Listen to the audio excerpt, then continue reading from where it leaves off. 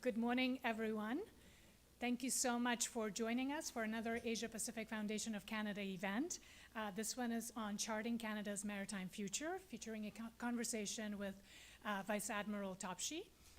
It is so wonderful to see so many of you in person because I know a number of folks had challenges given the weather. It's the first snow of the season here in Vancouver and schools have been canceled, but this event is also being live streamed and is on the record and will be used for various publications with the Asia-Pacific Foundation. But before I go too much further, please let me acknowledge that we are gathered on the traditional, ancestral, and unceded territories of the Squamish, Musqueam, and Tsleil-Waututh peoples. And we're extremely grateful for the Indigenous people in Canada for their stewardship of this land on which we live, work, and play. And the Asia-Pacific Foundation is very much committed to the work of reconciliation that we're all engaged in.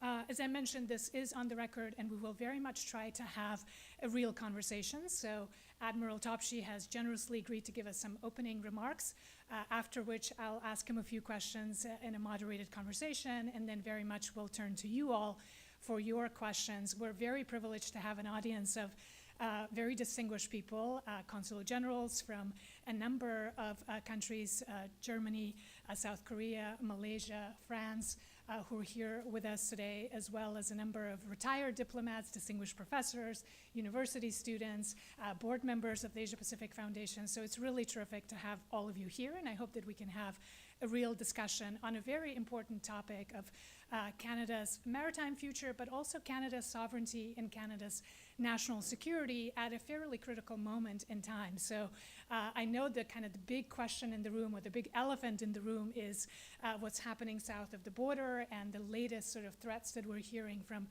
President Trump, including on issues of Canada not doing enough to pay for its own defense. So I think Admiral will obviously be in a position to share some thoughts on that as well, and I hope we can have that discussion. He has, of course, had a very distinguished professional career in Royal Canadian Navy. His biography you all have, but let me obviously mention that he's the 38th Commander of the Royal Canadian Navy, has been in this role since May 2022. He's had a number of other posts, and his official biography mentions that the two highlights are his role as the command of Her Majesty's ship Algonquin from 2009 to 2010, as well as his 3 years command of Canada's Pacific Fleet. I know that Admiral has also had senior positions dealing with NORAD, which again will be topical today, and has even served on deployment in Afghanistan, actually working on the national police there, which is quite interesting. So we're extremely privileged to have the Admiral join us here today to talk about Canada's commitment to the Indo-Pacific maritime security, but also more generally. So with those brief introductory remarks, let me invite you, Admiral, to offer your thoughts. Thank you so much. Yeah, please. All right, well, first of all, let me echo the thanks to all of you for coming. I've spent enough time on the West Coast to really appreciate what a very small amount of snow in Vancouver can do to complicate this city, especially with the buses, which I'm quite sure definitely do not have winter tires, it seems. So, as was noted, I took command of the Royal Canadian Navy just over 2.5 years ago. It's been an absolute highlight to be in command of this great force. We have what most countries would consider a small to medium-sized Navy. But unlike most other countries with a Navy about our size, we are truly globally deployable. Our ships go everywhere in the world, and in fact, as we talk right now, one of our new Arctic and offshore patrol vessels is in Brazil on its way south, headed to Antarctica. The first time a Royal Canadian ship will have deployed to Antarctica, as best we can tell in our records. And that's just part of our goal, is to get out and understand what's going on in the world. Part of the reason to go to a place like Antarctica is actually we spend a lot of time in our high north. We are very engaged and interested in climate change and its impact in particular on the peoples of the north and our ability to ensure continued Canadian sovereignty and security in that region. Heading south allows us to compare with a scientific expedition put together by the Government of Canada. What is the nature of climate change down there from our own observations? And more importantly, what are other countries doing down there? Specifically, some countries which we know are in our Arctic every winter. What are they doing in the Antarctic? And how does that compare to what we see in the far north? And so specifically, we're very interested in what China's activities are in Antarctica. And that's part of our goal, is to see that again firsthand. And so the other big feature for the Royal Canadian Navy lately has been the release of the Indo-Pacific Strategy. In November of 2022, the Government of Canada directed that that Indo-Pacific would be a focus for us, and specifically for the Navy, it was quite specific. In fact, it said that we would deploy 3 warships a year into the Indo-Pacific, a pace that we have maintained for some time since then. And right now, HMCS Ottawa is actually conducting a port visit in Cambodia as part of that Indo-Pacific strategy, visiting the region and being aware of what's going on there. And we are moving from our old posture was that we would send, 1 or 2 ships a year into the Indo-Pacific. And our partners in the region quite rightly pointed out that we were inconsistent. We talked a big game, but we weren't often there. We have moved, thanks to the Indo-Pacific strategy, to a framework of persistent presence. Ottawa was there over the Christmas holidays. It deliberately stayed in the region because we wanted to make sure that everyone in the region understood that Canada is an Indo-Pacific nation. We are absolutely, as you well know here in Vancouver, we are absolutely a Pacific nation. And so Ottawa will be returning home in a couple of months. It will be replaced by Ville de Quebec. And after that, we'll be deploying another ship and another ship. And our intention is to be, so that everyone in the region sees that there is always a Canadian ship in theater, or having just left or just about to arrive. And that's an important signal, because what that persistence allows us to do is make lasting relationships where we're not resetting from zero every time. We recognize when there are changes in leadership of the partner navies we work with, changes in government policy that are of interest. And we can see changes in the environment, such as how does the activities around Second Thomas Shoal, have those changed markedly? Is the sort of presence of the People's Liberation Army Navy different? Are there, is the manner in which they're acting different? And the challenge for us is that we really want to be in a posture where we are prepared for any aggression from China, but we're not contributing to a belief in their minds that they have to be aggressive. Because the fundamental belief, and as outlined in the Indo-Pacific strategy, is that it really is, in nautical terms, a rising tide lifts all boats.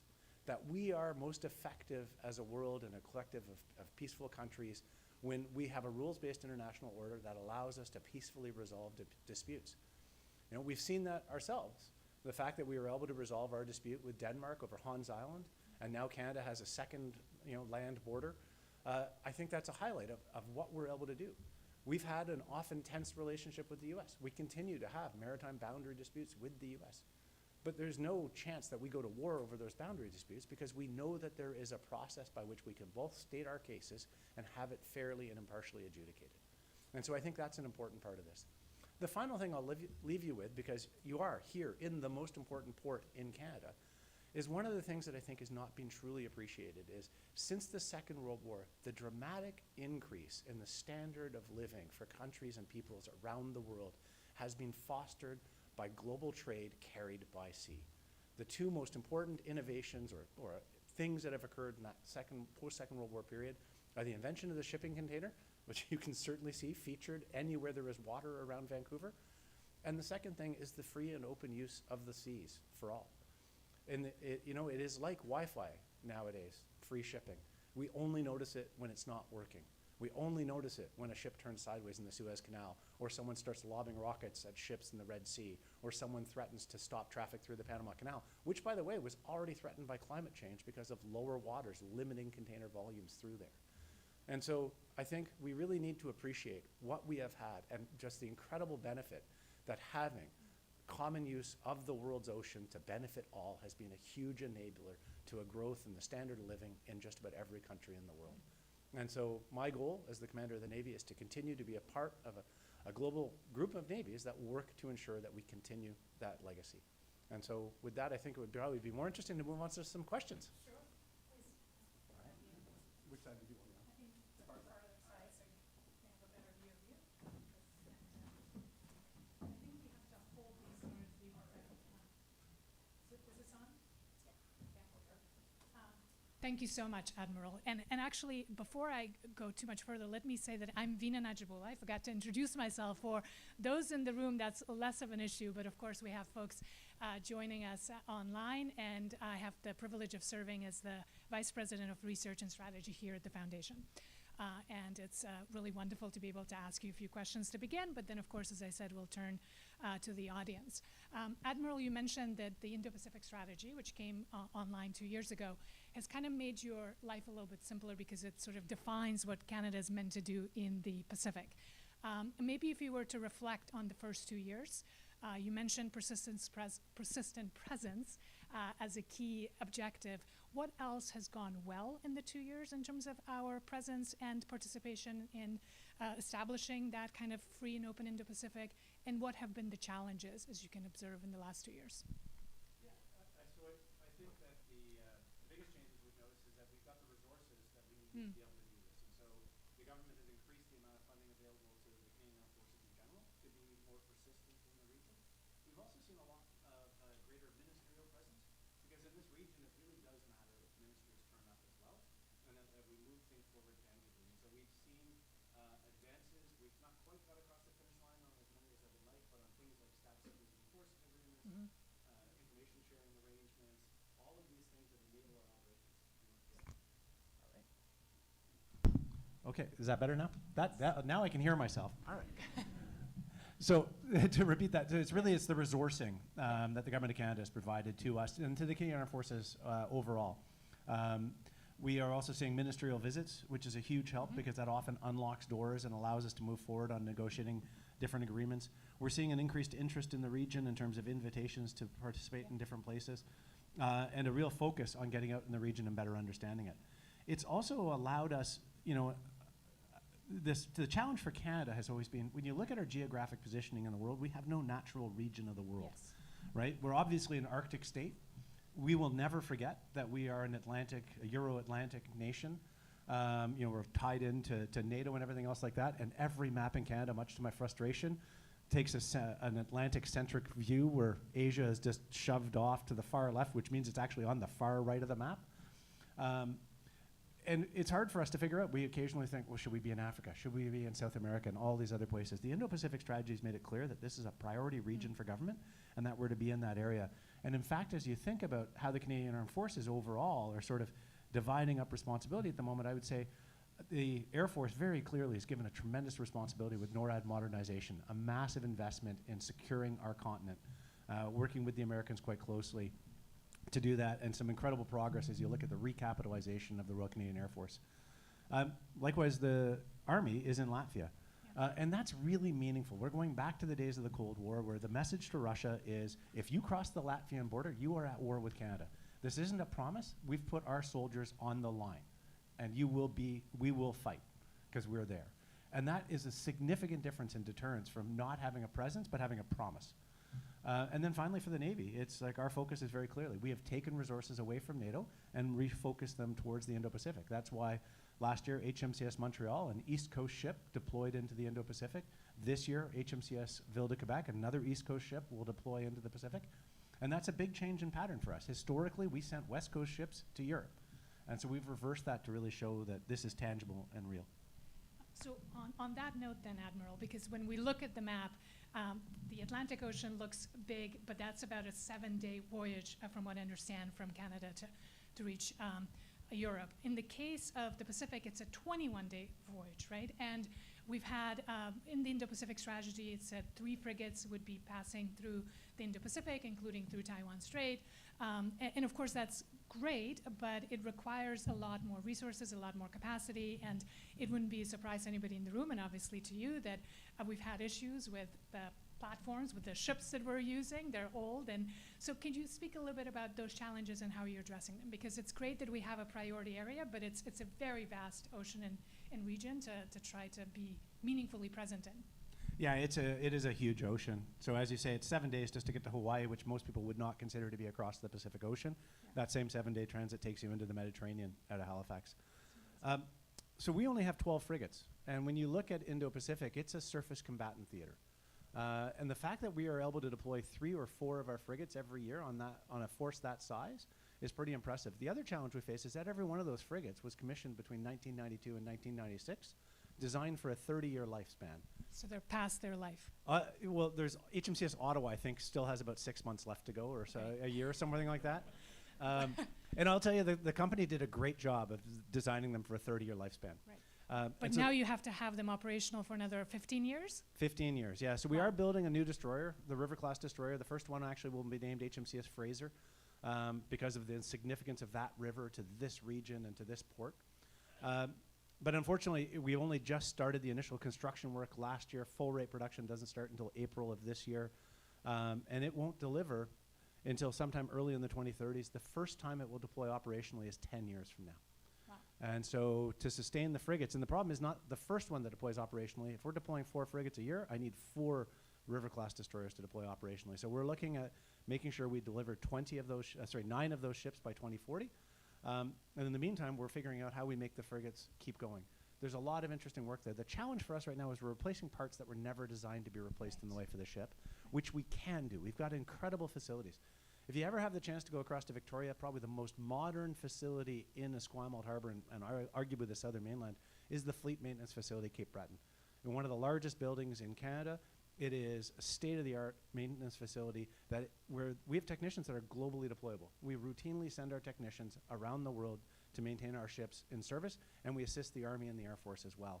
And that's a workforce of over 1,200 people at each of the fleet maintenance facilities in the 2 coasts. One of the hidden gems of the Government of Canada when it comes to different things.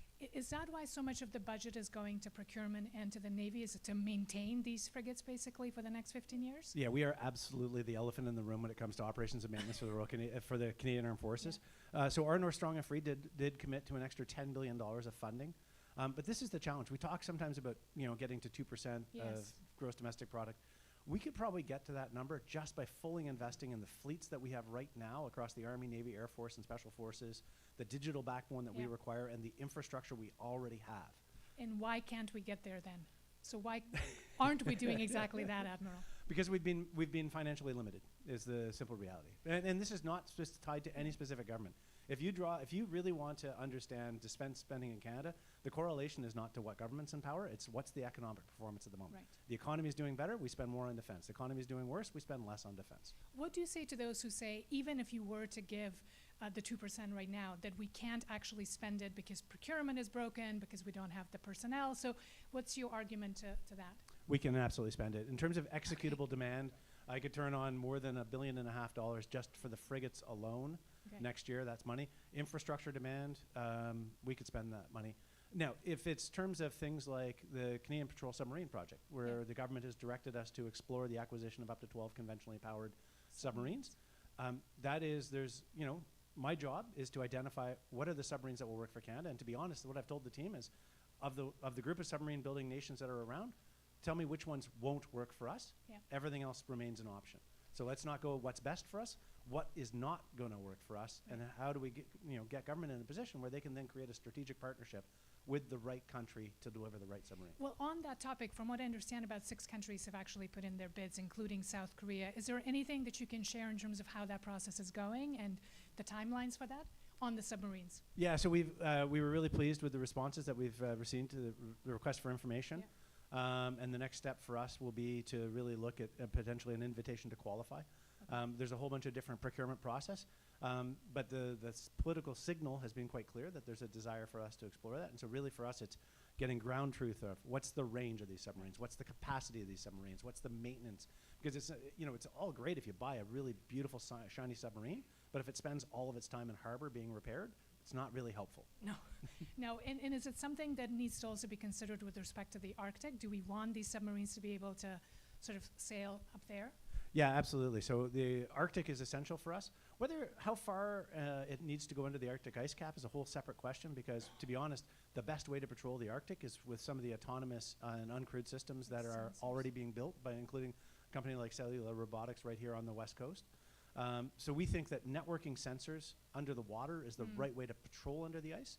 But what you need is the response capability to make sure that deterrence is real and meaningful. Right. When we need to deny our waters to an adversary, then a submarine is the best way to do that. Okay. Well, let's continue with the topic of the Arctic. So again, as you mentioned, Canada has 3 oceans, but of course, the Arctic Ocean, I mean, it's very, very far removed from our consciousness, and in fact, it actually is easier for you to get across the Pacific and Atlantic than to go up to patrol our own territory, right? So I mean, it is a really harsh environment. If you could speak a little bit to how that environment is changing. I mean, we're hearing a lot about the impact of climate change, the ice is melting, the potential opening up of the Northwest Passageway and what that means with respect to kind of the presence of Russians, the Chinese, who've declared themselves a near Arctic state. So how do you see kind of both the threats and the opportunities that are now becoming kind of more obvious in the Arctic? Yeah, so I think the single biggest threat to the Arctic is for the people up there is the impact of climate change. Just what that means for permafrost, what that means for the resources that they have come to rely upon in the north, coastal erosion, the just changes in the nature of the ice. There is a belief that the Northwest Passage is somehow easier to navigate. In fact, the way climate change has been working so far, it's more difficult to navigate. And the reason for that is it's not that there's more ice, it's there's less ice, but there's more of the wrong type of ice. And so the Beaufort Gyre comes around and pushes ice up against the western side of the Canadian Arctic archipelago. Because it's moving counterclockwise. And exactly, and so it pushes, so what we're finding is old ice inclusions and ice pack in areas that we wouldn't have normally expected them, because all of that would normally have stayed static. Right. And so there you're just dealing with first year ice, which is predictable and you can break through it. We've got now taken delivery of 4, about to take delivery of the 5th of the Arctic and Offshore Patrol vessels. They'll take delivery of the 6th one by the end of the year. Those ships are proper icebreakers. Like, they break 4.5 feet of ice. Like, This is Harry DeWolf. the Harry DeWolf class, exactly. And so, and if you want to give that some context, the only U.S. Coast Guard cutter that operates in the Arctic right now is U.S. Coast Guard cutter Healy. It's a medium icebreaker, and it also breaks 4.5 feet of ice. Wow. So we already have, in the Navy alone, 4 ships in operation that break as much ice as the Healy. We're delivering 2 more. The Coast Guard's getting 2 more. And those aren't even truly the purpose-built icebreakers for the Canadian government. So, because there's more beyond that. So, we absolutely already have the capacity to go up into our Arctic, and our sailors are demonstrating that every year, taking those icebreakers up into our north. But are you saying that the Northwest Passage is not opening up at a rate that some people are speculating, that it's still quite difficult to? Yeah, I don't think it'll ever be a viable commercial shipping route, except for taking stuff into the Arctic. And the other thing that we forget about ice is that, so while the minimum ice extent that's recorded every September is absolutely getting worse, and the minimum ice extent years are all in the most recent years, the maximum ice extent has not changed significantly. Right? So the Arctic is always going to be cold and dark in February, and it's going to be really icy. And so now, is that ice thinner overall? Yes. But, and could there be a tipping point? Potentially, but not so much, I think, that it stops being that icy in winter. So if the Northwest Passageway, in your view, will never become a shipping lane, but there is still a possibility that it's becoming easier to access, that certain actors, notably China, might come in because of the natural resources that they can find up there, both in terms of the minerals, but also fishing stock. From what I understand, now there is a moratorium on fishing up there, but that may not hold, and China may not also respect that as stocks get depleted elsewhere. So could you speak a little bit to kind of those issues and how you're viewing them?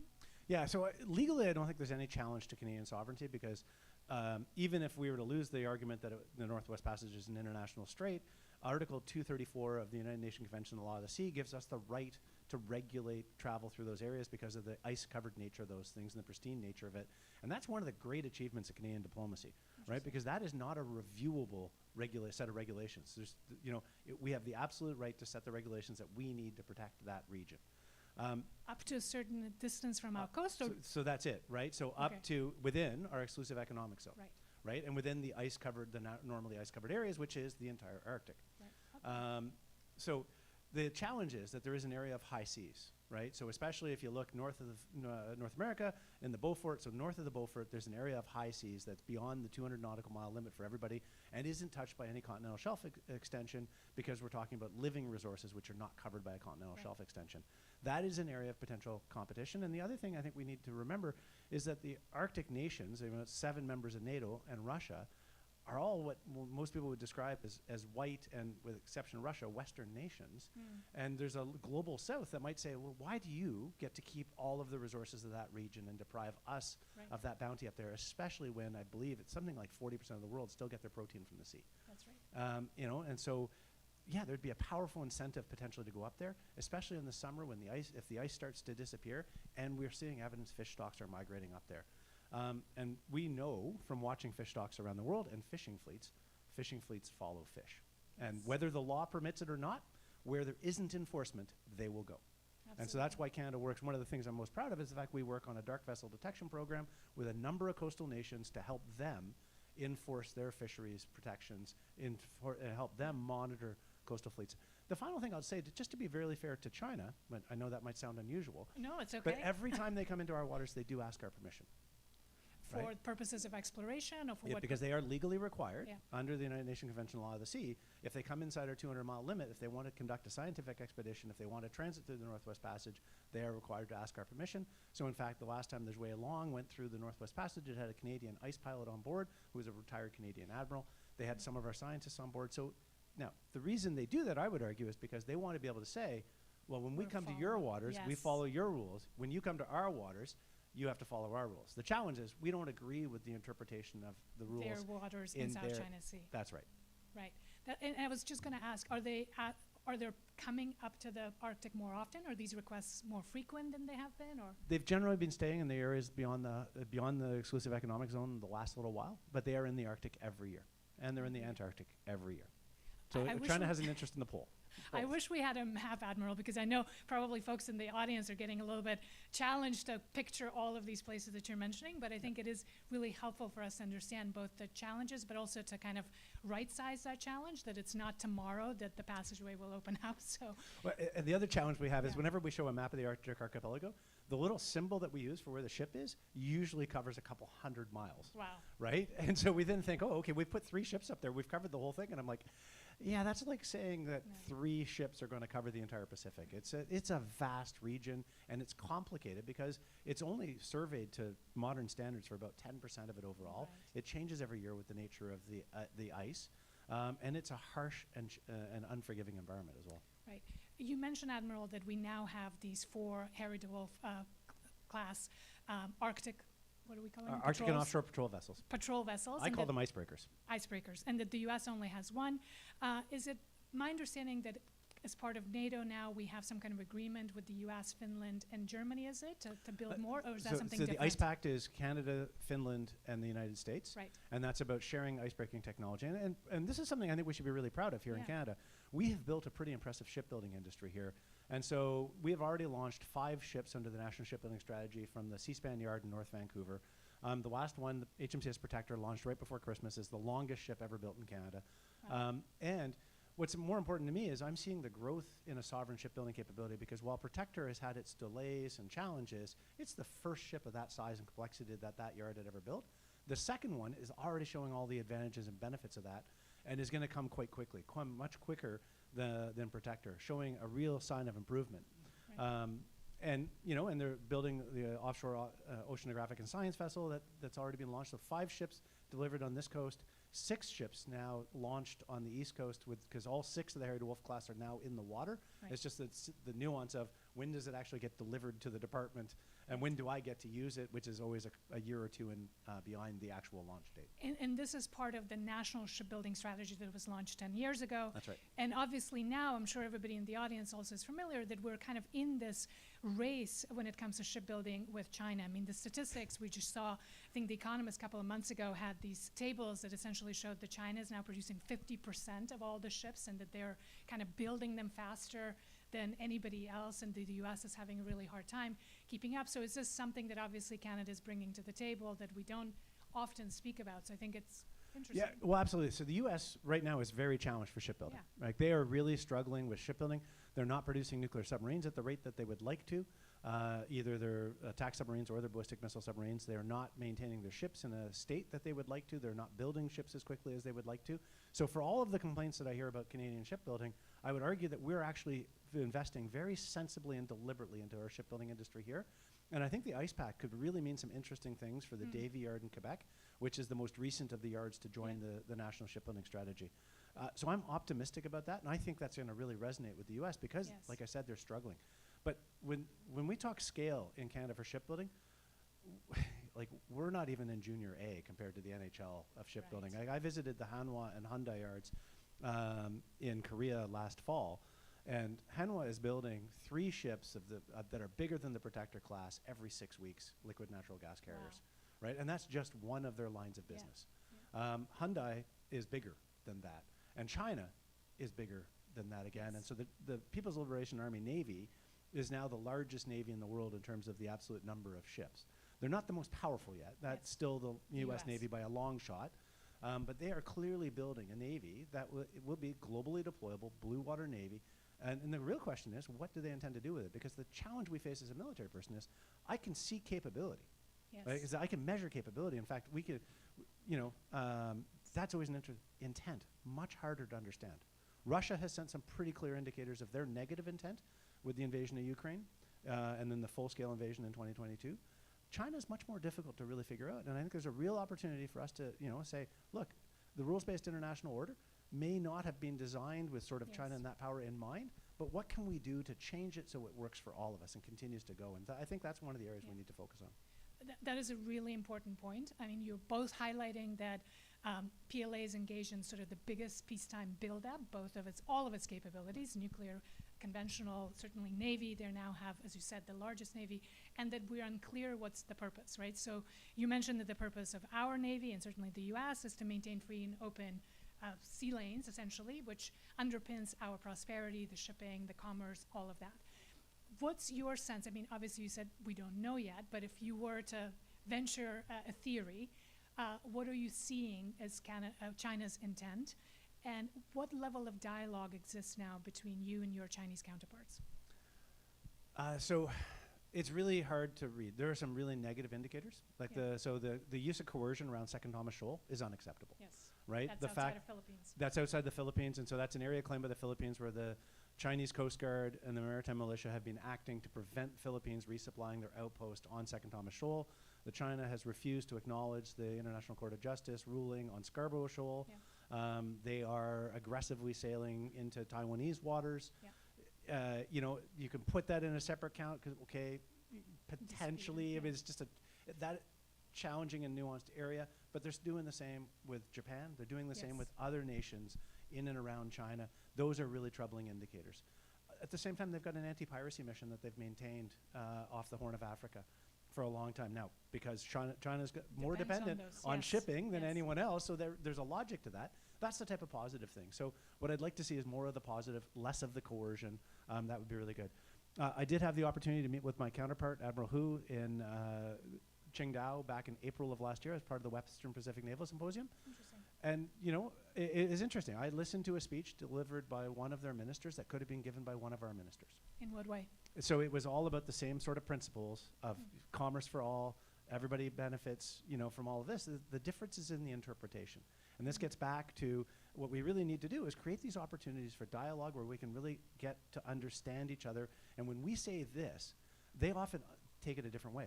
So I'll be quite clear. They assume in Canada that we do whatever the U.S. tells us. Right. They assume that if our press publish something, that we have directed them to publish that.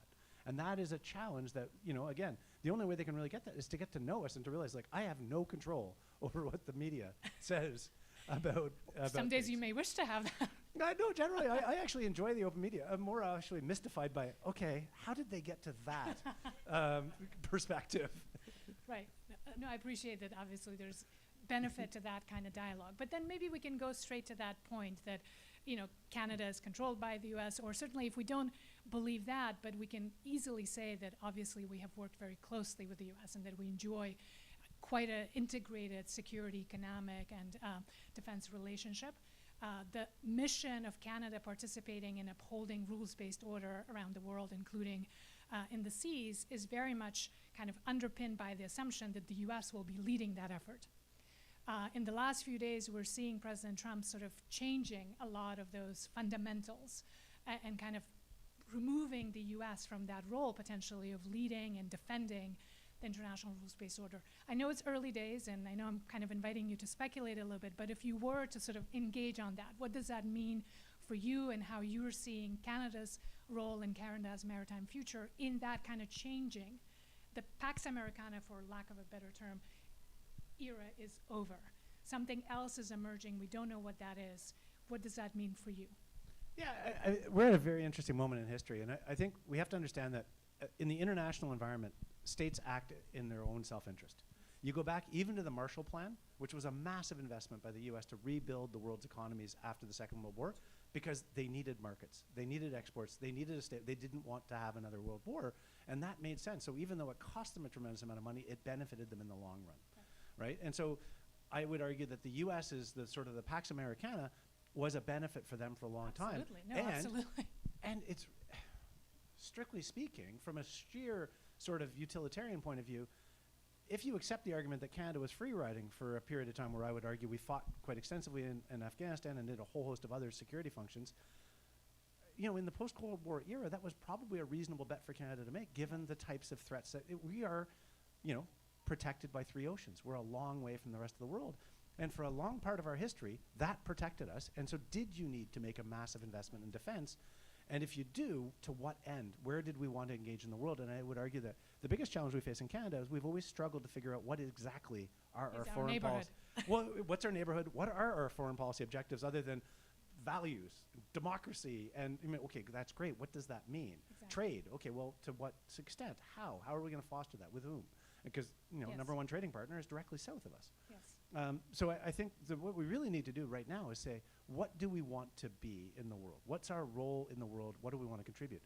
When I do presentations, I sometimes show a slide from January of 1958.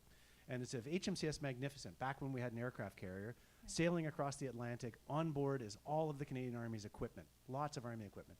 Because just the year previous, we had the Suez crisis, and Canada had the diplomatic weight to negotiate a settlement between warring partners, the UK, France, of interest to the US and to the USSR at the time, and Israel. And we said we will put a peacekeeping force in the Middle East to help to stabilize that situation and allow people to back away. Canada had the diplomatic weight to be able to pull that off, to be listened to have the idea. And then we had the military might to back that up. Absolutely. Right? And we have this myth of ourselves as blue-helmeted peacekeepers. We have not been that nation. But 30 years. I would Maybe argue longer. longer. Yeah, maybe longer. So if we want to be that, then we have to have a military that does that. And the number one thing I would say is that it does certainly seem as though there's a consensus in Canada that we need to be investing properly in defense. Yes. I hope we don't just look at the number, but we figure out what is it we want to have in terms of military and security capabilities. And I would argue security capabilities. Infrastructure in the north fits defense and security purposes. And dual use economic as well. Yes, exactly. So we should be very smart about the investments we make. And, is 2% the right number? It's an arbitrary number. What's the right investment for Canada? Might be more than 2%, and it shouldn't just be we've hit a number.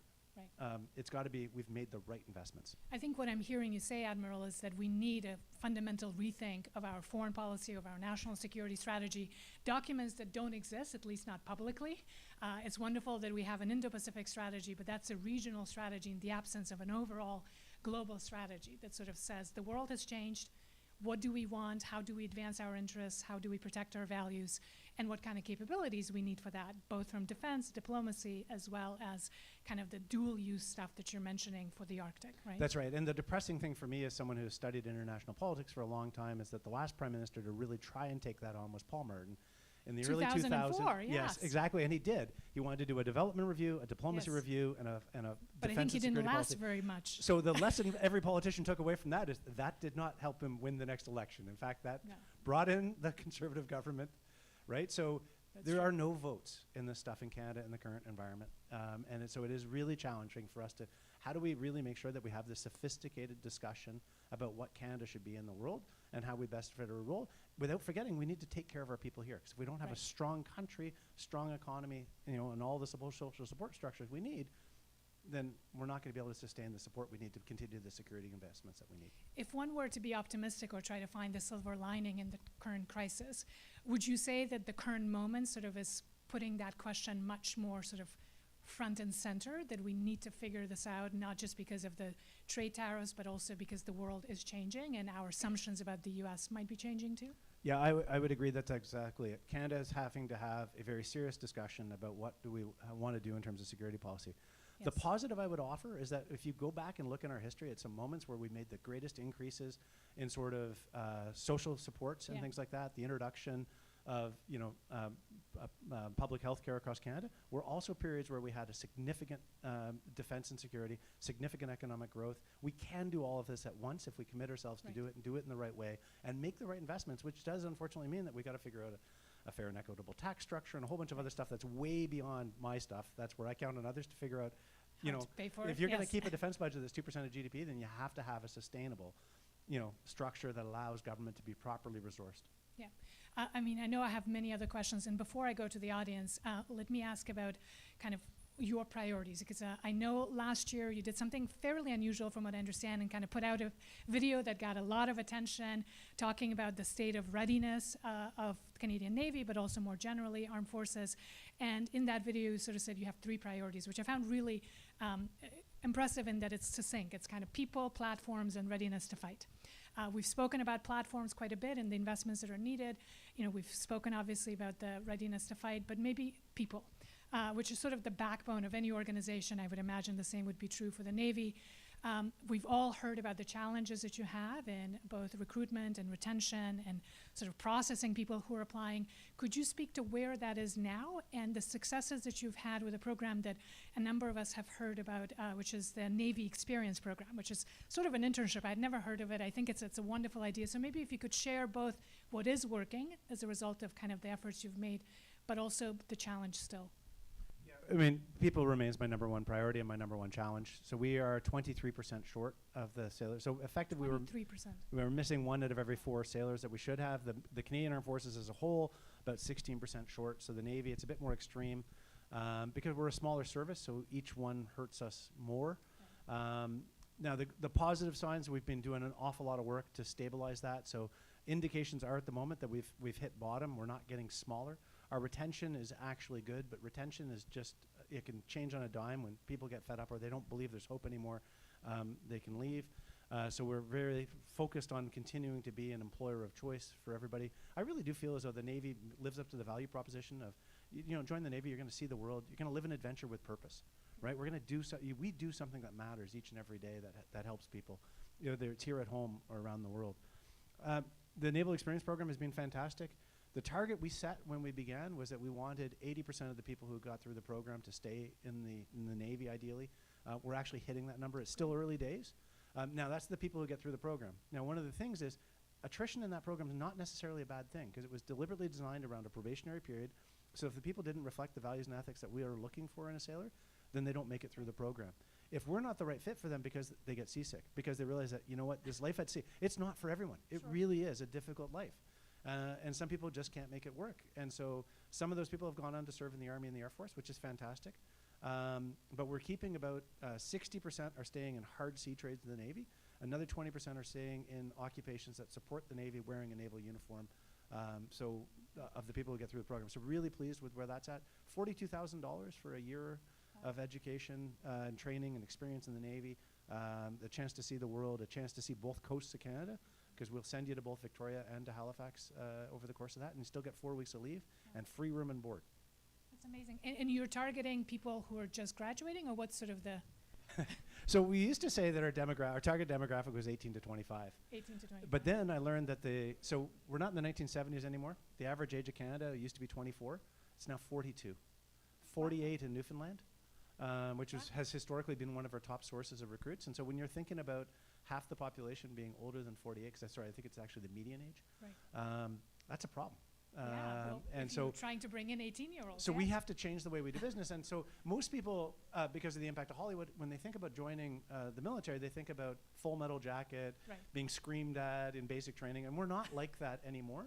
But I like that. But it is still fundamentally built around the idea of taking an 18-year-old male away from their family and teaching them everything. And that is not the reality when we're going to be trying to attract people in their late 20s and 30s. And so we're changing. The Naval Reserve is evolving. You may have heard the Premier of Yukon and the Minister announced the intention to explore creating a Naval Reserve Division in Whitehorse because we want to be up where people are in different parts of the world, because the people who survive in the Yukon and are in the Canadian North are our type of people. There are people who can deal with harsh climates, long separations from home, difficult environments. We're like, that is our people. But there's only 200,000 people up there, right? So it's a small pool. So that's why we're exploring Whitehorse. We only have 2 Naval Reserve Divisions here in British Columbia. Discovery, not far from here. We're looking to create already a satellite in Surrey, maybe a full-blown unit there. The Malahat across in Victoria, where our base is, that makes sense. But do we need something in Kelowna or in the interior, up around Prince Rupert? And the vision for the Naval Reserve is, rather than being just sort of a place where people wonder, what is that thing that follows the naval ensign? We want it to be the face of the Navy that recruits and attracts Canadians in, and the entry point for the Navy. So rather than the idea that you sign up for the military and we ship you off to Saint Jean, Quebec, or to Borden, Ontario, and you're just gone from your family right away. We want you to go down to Naval Reserve Division that's close to home, because they'll be in all the major cities in Canada. And you start off, and it's a full-time job. And the only difference is you're going to work 8 to 4 as opposed to 9 to 5. Right. And then we're going to go through all of the basic introductory stuff. Here's your uniform. Here's our values and ethics codes. Here's the basic stuff you need to learn.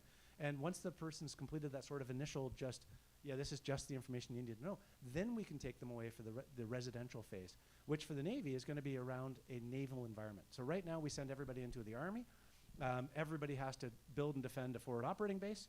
To pass basic training, part of it is a 16-kilometer rucksack march. Wow. No one in the Navy needs to be able to do a 16-kilometer rucksack march. So it's not a pass-fail criteria for me.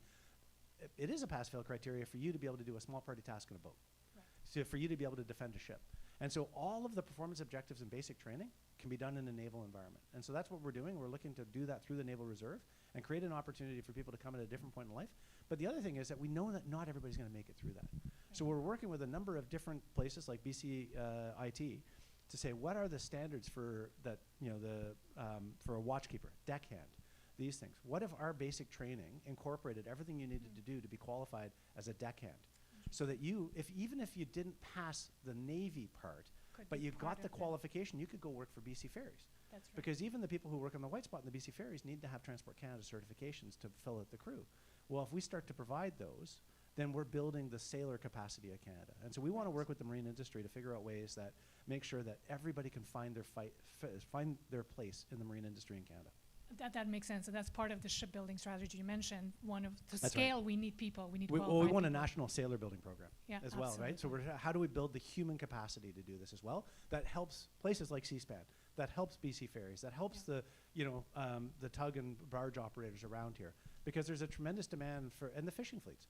There's a tremendous demand for people who work on the water, but we're not meeting that demand right now, and we've got to reprioritize towards, with apologies to those from universities in the crowd, really reprioritize towards trades to an extent as well, because AI will not take a plumber's job. That's a really good point. I know there's probably, it's snowing as well. What a beautiful view. Again, thank you so much for everybody who's here with us in person, and you get a chance to ask questions. There are many topics I haven't covered. We haven't spoken enough about, obviously, what's happening in China, South China Sea. But if there are questions, please raise your hand. Just tell us who you are. Yes, please. And there's a mic coming your way. No, in the front here. Yes, my name is Paul Meyer. I'm with Simon Fraser University, former Canadian diplomat. Two short questions, if I may. A new threat has recently emerged in terms of damage to undersea cables, and I'm curious as to how the Royal Canadian Navy feels it can detect and deter that type of sabotage. And secondly, just on the personnel front, government made an important decision, I think last year, to extend eligibility to permanent residents as well as citizens. And I'm told that prompted a huge wave of applicants, but the actual acceptance rate is a small fraction. And it seems to me that this needs to be dealt with if you're going to, in fact, reach those staffing quotas that you're aiming at. Thank you. Absolutely. Thank you so much, Paul. Those are great questions, and I had them on my list. So I'm glad somebody asked them. Please. All right, so starting with subsurface cables, obviously a concern. The one advantage that we have is that it tends to only be a threat in waters that are shallower, so probably not as much of a challenge off the BC coast. Now, some countries like Russia absolutely have the capacity, but otherwise most of that would be in our waters where we've got some monitoring on the surface. The number one thing I think we need to do is make sure that we work collectively to map them all out, to understand our subsurface architecture. And to give you a case in point, we often don't realize our vulnerabilities. In November of 22, I was the Joint Task Force Pacific Commander in Victoria when we had the floods, that wiped out the Coca Hall and everything else like that. I did not know that at the time there were only 3 major internet cables across Canada. And 2 of them were wiped out in that, and 1 was exposed. It was no longer buried, it was exposed, and fortunately we kept that because otherwise all sort of internet for Vancouver would have been coming from outside of Canada, it would have been coming by other means and complicating things. So we don't understand our own vulnerability in critical infrastructure sometimes. And in a period of time where there are real world threats, Russia would like nothing better than to harm us at some times. There are other actors, Iran, North Korea, who would love to disrupt things around here, especially when we continue to enforce sanctions against North Korea. we have vulnerabilities that we're not aware of that can come through cyberspace and other areas. So we really do need to do a better critical infrastructure understanding here. And that means we have to work with provinces and cities, because we all have these vulnerabilities that we're not aware of until something goes down, and all of a sudden it's like, how is it possible? Like Halifax just lost its drinking water for a couple of days. And why is that? What other vulnerabilities like that do we not know about that could have an impact on Canada? And so subsurface cables overall is we need a response capability. What's the best response capability there is understanding everything that's happening. So maritime domain awareness, and then the ability to do something about it. And that comes back to the single biggest deterrence, the submarine. Why? Because we can track what people are doing. One of the challenges is understanding what's happened. In the turbot war back in the 1990s, the key piece of information was images from HMCS Ojibwa, one of our submarines at the time, that allowed the government to know that a Spanish trawler was fishing illegally. We got the video evidence to prove that. That allowed the government to have the confidence to seize that vessel, confirm it physically, and go to the United Nations and say, here's proof that this was happening illegally. And that was a key moment in unlocking all that. So that's using military capabilities to support other things, right? So we're supporting other government departments. Permanent residence. Bureaucracy. The mystery for me ever since I became a base commander, I took over the CFB Halifax in 2012, and I thought, this is fantastic. I am going to go down and sort out all the people in the admin office and base supply who have never, got my pay right and have never given me the stuff I want. And then I met the people there and realized that they were trying their best every day to deliver services. And so we really have to ask ourselves sometimes, what is it about bureaucracy that takes, well-intentioned, good faith people and creates this thing where we just can't get anything done? And have you come with an answer to that? I think a lot of people would be interested in the answer to that question. So focus on delivery is a big thing, right? So what are service standards, and how do we meaningfully enforce service standards? And then the other one is, how do we make sure, and so what my mantra as a base commander was, we need to see the person, not the problem, and we need to be focused on the outcome, not the process, Yes. right? And so, that's the key in all of this. And so a classic example is the Naval Experience Program. One of the things was, it was all designed that after 366 days, you were out of the military. Unless we said, hey, you look good, we want to keep you, and the individual said, I want to stay. It took 2 yeses to stay in. Well, we had a couple of misconduct instances around month 9, and the initial reaction of the system was to say, okay, well, they need to be placed on counseling and probation for 6 months, so you're going to need to give them a new contract to take them through to the end of this. And I'm like, no, the whole point was they've messed up, they're not fit for us, this is where they go. We don't need a new process, and we're definitely not hiring them to be able to fire them properly. Right? This makes no sense. And it took a little while, and it was as soon as you put it in the right terms, it was like, oh yeah, okay, that makes no sense. You're right, we won't do that. But our default is to do things. So with permanent residence, what happened is we weren't in position to really understand how do we work with Immigration, Refugee, and Citizenship Canada to make sure that the data that they use to grant permanent residency, we can access that data, that we can get past all sorts of stuff. And then there was a privacy concern, and I'm like, well, the privacy concern is really easy. If the person doesn't sign something to say that we've got access to those records, then the discussion about them joining the Canadian Armed Forces is over, right? If you're not prepared to give us access to that, you're not going to get a security clearance, so you can't serve. So we're in a much better place. So initially it was a very small number. I think we've now increased 5-fold over the last little while. It is still a challenge because security really matters, and we cannot grant high-level security clearances to someone who's not a Canadian citizen. Yeah. And so there has to be a path to citizenship in all of this, and there has to be a way for us to really make sure that we understand the background of that individual. But to be honest, most permanent residents, we have that information, so we should be able to bring them in. That's great, thank you. Other questions? So I see 3 hands. Maybe we'll take a few at a time. So in the back, and then Fareed, then Eve, and then Calvin, and then Jihave. Yeah. Thank you. My name is Colin Laughlin. I write for a Canadian magazine called Maritime magazine. I was a sea cadet, and I'm wondering if that would allow me 2 questions. Thank you. If they're quick ones. Okay, quick one. On a geopolitical issue, you mentioned that Canada has often had maritime boundary disputes with the U.S., and there's a mechanism to resolve those.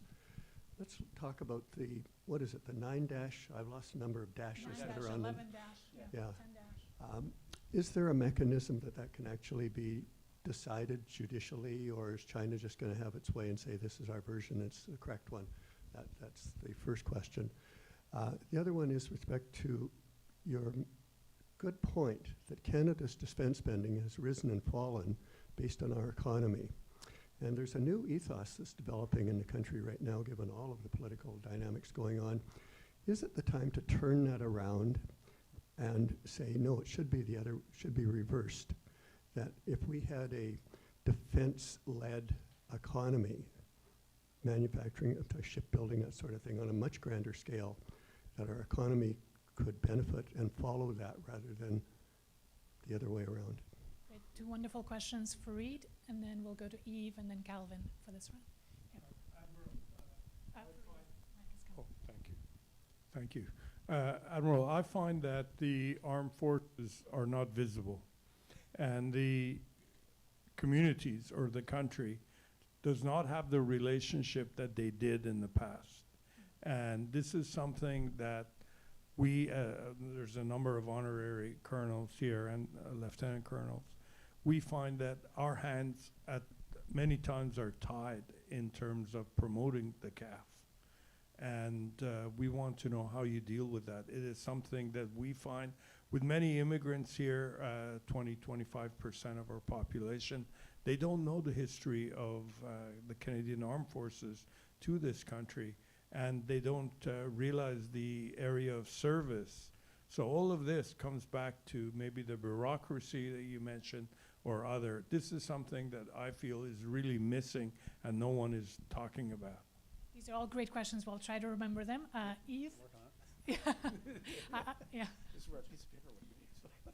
Thank you, Admiral. I'm Yves Tibrian from UBC, and in 2022 I had the honor of serving on the Indo-Pacific Advisory Committee to the Foreign Minister. In light of the current Greenland argument from the US that it's a national security issue because they are Chinese and Russian ships, if we look at, say, 2040, what more should Canada do to be ready so that the Arctic is seen as secure or perceived? It's also about US perception, but demonstrated to the US as being completely secured by the Canadian side. Great, thank you so much. And final question, Calvin. Yes, thanks very much for coming to you. The mic is coming. No one online can. Thanks very much for coming, and as Fareed, my colleague, said, it's great to see more public exposure. My question is,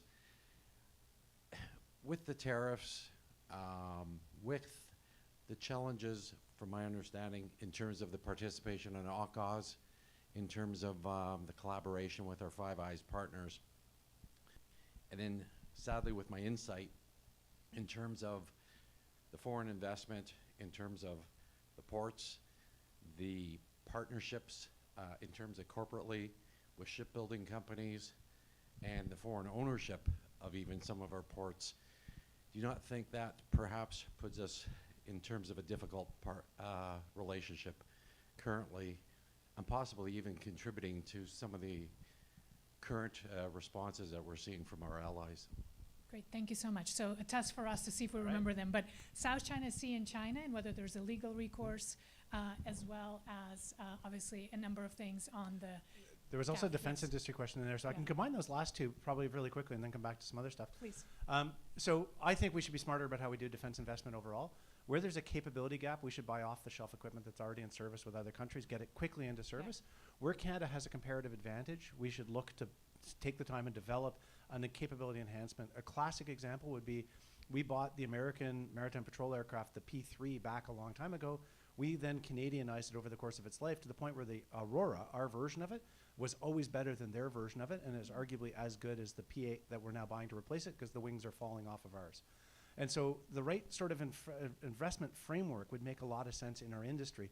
There was a time when the government of Canada would invest 5% in every ship and aircraft built in Canada, because in time of war we would take them and use them ourselves. So would it make sense for us to invest 5%, say, in a mining development in the high north on condition that we had access to the accommodations, we could use their jetties, we could build a fuel farm there? That might, with the enhanced development, would give us infrastructure that would benefit that and defray some of the costs. So I think there's a better way to do all of that. But it does bring into the question of security. So when we're looking for investment money, does it matter who owns the company? Yes and no, right? So the problem we run into is the biggest insider threats, when we actually find the spies who've done the most damage, tend to be citizens born in the country. And we assume that someone foreign or foreign linked is negative. So what we actually need is a more sophisticated security culture where we're always asking ourselves, does that person need to know that? Why would they want to know it? And what is that company doing with that? And intellectual property is jealously protected by companies. Can we Yes. create things like that where we create frameworks to do that? So I think there's a lot of work to be done in that space. With respect to the 9-dash line and other disputes, the 9-dash line it actually comes from Taiwan. Interesting. Chiang Kai-shek That's right. started that. That's right. And there's no logic to it. I think it wouldn't survive any challenge in International Court of Justice, which is why I think China would never let themselves get to that place. But there are some places where lawyers can argue and say, well, what you've built at Fiery Cross Reef, which is now a full-blown military base and hotels and stuff like that, and lands tourists and so on and so forth. Okay, that's clearly no longer the low water elevation or rock that does not have a territorial sea. Lawyers will say still doesn't get a territorial sea. Instagram and everything else tells us it's an island. And so we're going to have to figure out how we deal with that. And more importantly, how you don't. These are the artificially created islands. Yeah, sorry, by I should China. have background on that. So China did a very smart island building campaign that we should have figured out and stopped a lot sooner. We didn't. And so, we're not going to be able to change the facts on the ground. Yeah. We can, like I said, we can keep holding to the legal argument, which would make sense, but ultimately it's worth trading that for something else that makes sense in terms of getting them to buy into the system. Canadians aren't aware of the military. It's a perennial challenge, but it's not unique to us. Most people around the world don't have that same notion of service. I actually had to explain to my flag lieutenant the other day what a Rotary was, like a Rotarian club, because he'd never heard of them, a service club and other things, because they're not common in the same way. And so I think the way past that is our cadets are an outstanding organization. So thank you for having me in a Sea Cadet. Teaches citizenship, leadership, and physical fitness. Citizenship. These are great things, and as a parent of 4 kids, it's paid for. The diversity in the cadets is fantastic. We would love to convert more cadets into the military. But more importantly, how do we get more people to get a notion of serving Canada?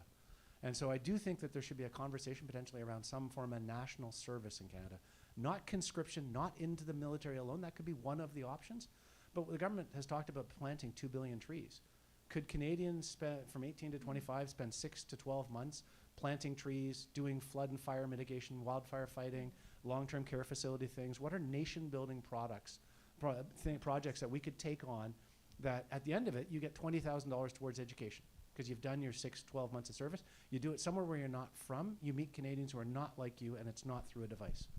Is there any uptake for that idea? Because, what you're mentioning is also building national resilience, something that everybody talks about. And in today's kind of whole of society defense that's needed, that seems like a really logical kind of. So I think it is. It's like, can we come to an agreement about what it would be? And you wouldn't have to put every Canadian through it. Just the mere fact of having every Canadian sign up for it, I think, in that period, and then select 10, 20%, whatever makes sense. Because again, coming back to bureaucracies, I can't even imagine the bureaucracy we would create around that program.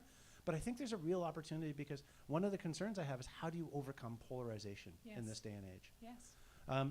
And then that leads to building for the future. What are we going to do? Where should Canada be in the Arctic in 2040? I come back to we should be invested in the Arctic and dual-use infrastructure. We should be making sure we've got the right investments.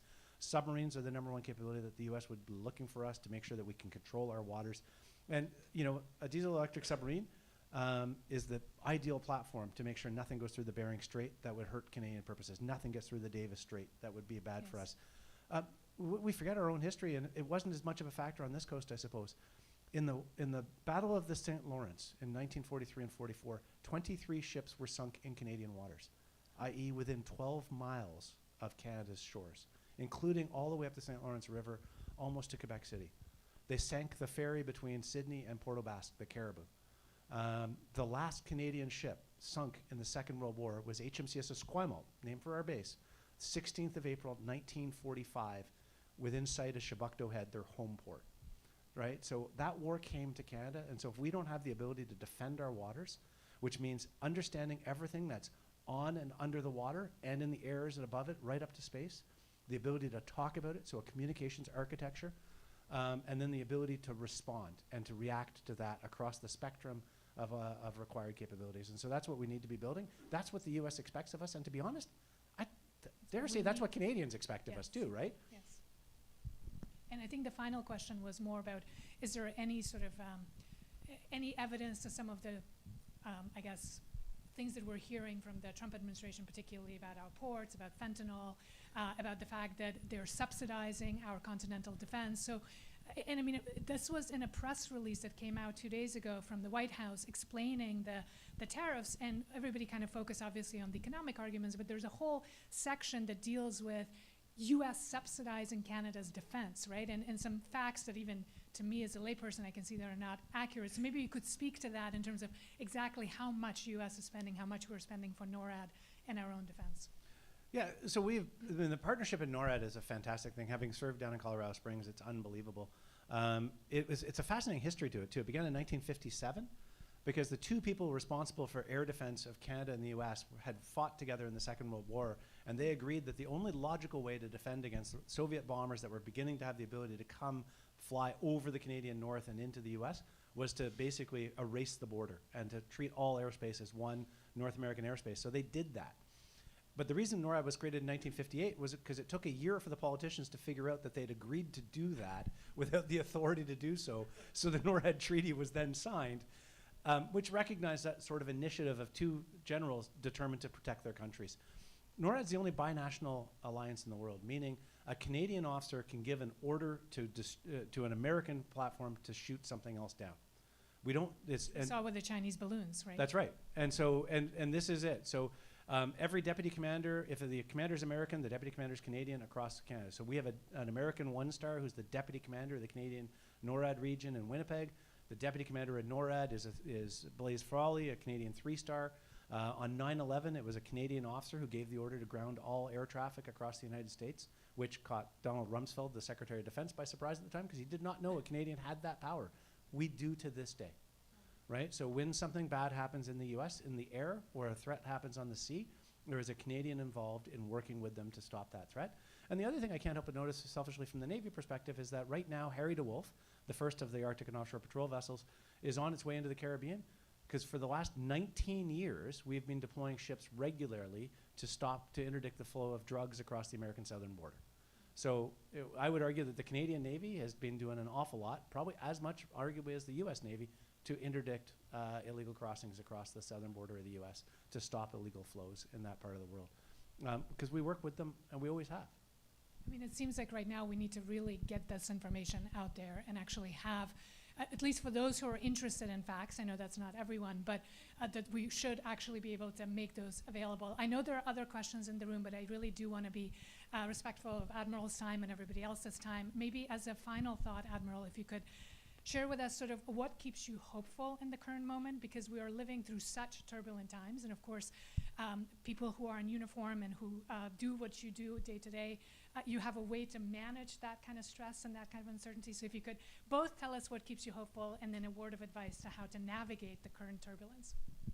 What keeps me hopeful is the sailors I work with. We have incredible sailors in the Royal Canadian Navy, and my job really is to enable them and empower them to keep doing the incredible stuff that they do and find some more sailors to join them and help ease the burden. But that is also what gives me hope. Maybe I'm too optimistic, but I tend to believe in the inherent goodness of humanity. When we can actually see the problems and the people who are at the heart of them, we tend to react. It's when it's not humanized, when it's polarized across social media. But when people actually confront it, and we see this all the time in the Navy, when we go around the world and we talk to a Somali fisherman off the coast of Somalia and realize that their life was a choice between shark fishing, where you bring a shark into the boat and then literally try and beat it to death with a stick before it bites you. In a world where that's your sort of subsistence existence, piracy kind of makes sense. And so when we start to understand what are the human factors, human causes and all of this, and if we can get a better understanding of that, I really do believe that there is more that unites us than divides us, but that social media today is accentuating differences. And so we do, the glass half empty version of that is, there's no indication that we're going to get a grip on social media and all of that other stuff. But I am generally optimistic. That's wonderful. And of course, these kinds of events are hopefully part of the sort of the conversation, getting people to see perspectives that are different from theirs. I want to thank you for taking the time to be with us and for sharing all your thoughts so openly. I also want to thank everyone who's in the room for supporting another Asia Pacific Foundation of Canada event that features Canadians who are doing important work in the Indo-Pacific and are advancing our interests in deepening Canada's understanding of the region. And I also want to thank all of Asia Pacific Foundation of Canada's staff who've made today's event possible. It was a difficult morning to get going, and the snow continues, but I really want to thank all of them for the support for this event and all of the other events. We have another event this afternoon for those who are able to come back on transnational repression and digital threats that are emanating from the Indo-Pacific. Again, thank you everyone who joined us online, and we hope to see you at future Asia Pacific Foundation of Canada events. Thank you so much. Thank you.